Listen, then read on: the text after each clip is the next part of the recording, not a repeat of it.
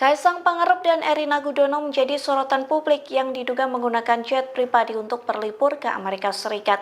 Menanggapi hal tersebut, kini KPK turun tangan dan mulai bergerak. KPK meminta Kaisang Pangarep memberikan klarifikasi terkait penggunaan jet pribadi itu. Dikutip dari Warta Kota, hal itu disampaikan Wakil Ketua KPK Alexander Marwata dalam konferensi pers di kantornya Jakarta pada Selasa 27 Agustus. Pihaknya menilai semua orang memiliki kedudukan yang sama di mata hukum.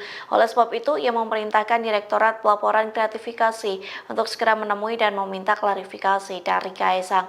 Pasalnya KPK heran Kaisang mampu menyewa jet pribadi yang biasa dipakai konglomerat Amerika Serikat seperti Elon Musk. Terlebih, jet pribadi yang disewa Kaisang disebut-sebut milik perusahaan game online Karena, perusahaan di bawah naungan Singapore Sea Limited.